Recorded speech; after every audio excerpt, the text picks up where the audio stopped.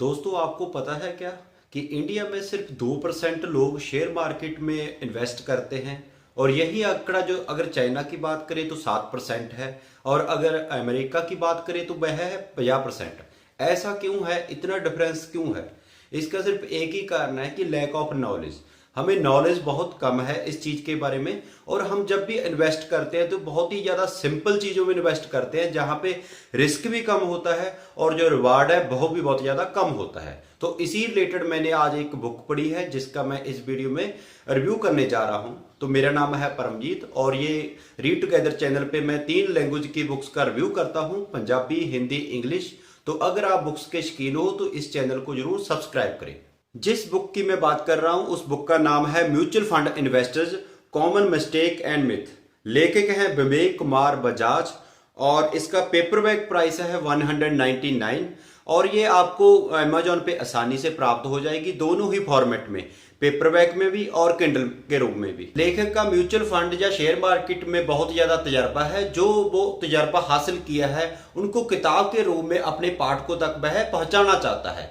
तो वह education series की ये फर्स्ट बुक है जो कि म्यूचुअल फंड पे आधारित है। इसी तरह की और कई बुक्स आएंगी इस रिलेटेड, जिनमें आपके जो बेसिक टॉपिक हैं उनको क्लियर किया जाएगा। कोई डाउट है या मिस्टेक करते हैं जब भी हम इन्वेस्ट करते हैं, उन सब चीजों को इस किताब में आपको पढ़ पाओगे। म्यूचुअल फंड के बारे में आप सारा दिन टीवी पे, यूट्यूब पे या मोबाइल पे, किसी भी सोशल मीडिया पे आप सारा दिन ही एडवर्टाइजमेंट देखते रहते हो। और हमारे जो भारत के सितारे हैं वो ऐड देते हैं कि आप इतने पैसे कमा पाओगे, आप इतने रिच बन जाओगे। ये सही है, लेकिन ये सही है, आप पैसे कमा सकते हो, लेकिन ये खतरनाक भी है। ये इसमें बहुत ज्यादा रिस्क भी है। जब तक आप पूरा कंसेप्ट नहीं समझोगे कि म्यूचुअल फंड जो वर्क कैसे करता है, कितना रिस्क लेना चाहिए, कितनी अपनी कैपेबिलिटी के अनुसार हमें इन्वेस्ट करना चाहिए, जब तक कभी आप ये सारी चीजें नहीं समझोगे तब तक आप इन्वेस्ट आपको नहीं करना चाहिए। जैसे आपने सुना ही है कि अधूरा ज्ञान है जो वो ज्यादा खतरनाक होता है। हम क्या करते हैं कि यूट्यूब पे सर्च करते हैं कि म्यूचुअल फंड के बारे में कुछ भी सर्च करते हैं और देखते हैं, इंप्रेस हो जाते हैं जो जिस तरह से वो समझा रहे होते हैं, या और किसी भी सोशल मीडिया में, या कोई एक बुक पढ़ के। बट मैं आपको ये बताना चाहता हूं कि कोई एक बुक से, कोई एक वीडियो से, या आप YouTube की कितनी भी वीडियो देख लो, आप तब तक अच्छे तरीके से नहीं समझ पाओगे जब तक आप इन्वेस्टमेंट नहीं करोगे। क्योंकि तजर्बा जो आप खुद करते हो वो एक अलग होता है, जो हम दूसरों से लेते हैं वो सिर्फ एक जानकारी होती है, तजर्बा नहीं होता। हमें नॉलेज मिल जाती है कि हाँ, हाइब्रिड क्या है, इक्विटी क्या है, डेबिट फंड क्या है, स्मॉल कैप, मिड कैप, ये सब हम एक तरीके से जो इनकी डिक्शनरी या लैंग्वेज होती है हर एक फील्ड की, वो जान लेते हैं। लेकिन जब हम इन्वेस्ट करेंगे, उसको प्रॉपर सारी ही चीजों को समझेंगे, उसका चार्ट देखेंगे, डेली शेयर मार्केट को देखेंगे कि ये कैसे वर्क करती है, फिर हम उस चीज को थोड़ा थोड़ा इन्वेस्ट करके फिर आगे बढ़ सकते हैं। ये नहीं कि आप एक साथ ही आपकी जो भी सेविंग है एक साथ ही आप म्यूचुअल फंड में लगा दो, एक ही साथ आप शेयर मार्केट में लगा दो। ये कतई नहीं करना चाहिए। अब इस किताब के कंटेंट्स की बात करता हूं, जिससे आप आसानी से समझ पाओगे कि इस किताब में क्या है, ये क्यों पढ़नी चाहिए। कंटेंट को 3 पार्ट्स में डिवाइड किया गया है। First mutual fund, second common mistake, third myth. Myth क्या है? तो म्यूचुअल फंड में आपको पता चलेगा कि म्यूचुअल फंड क्या है, उसकी टाइप्स क्या है, उसका स्ट्रक्चर क्या है, एनएवी क्या है, लॉ ऑफ एवरेज क्या है, एसेट क्लास, रिस्क। तो ये सब बातें आप इस पार्ट में जान पाओगे। सेकंड पार्ट है कॉमन मिस्टेक, जो एक इन्वेस्टर करता है। वो क्या है? Focusing on short time return, emotion decision, trying to time the market, goal based planning, never stop, SIP in the downfall, losing patience, not creating an emergency fund, copyright other portfolio।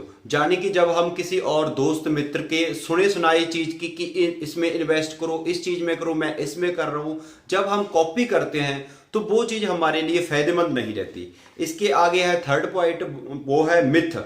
तो low NAV is good, mutual fund means equity investment, mutual funds are for rich person. ये point में बताया गया है कि जो mutual fund है, हम सोचते हैं सिर्फ कि वो अमीरों के लिए होते हैं। और आपको, जैसे आप ऐड देखते हो, आपको पता है कि आप 500 रुपए से भी इसमें इन्वेस्टमेंट कर सकते हो। तो ये एक मिथ है कि ये सिर्फ अमीरों के लिए होता है म्यूचुअल फंड। और इसमें आगे हैं you have to buy many funds, mutual funds are only for long term. एक हमको ये लगता है कि जो म्यूचुअल फंड है वो सारे ही लॉन्ग टर्म के लिए होते हैं, जैसे कि एडवर्टाइजमेंट में दिखाया जाता है कि ये टेस्ट मैच के तरीके से म्यूचुअल फंड को लेना चाहिए, ना कि T20 के तरीके से। बट लेकिन इसमें बहुत सारे ऐसे फंड होते हैं जो शॉर्ट टाइम में के लिए ही होते हैं।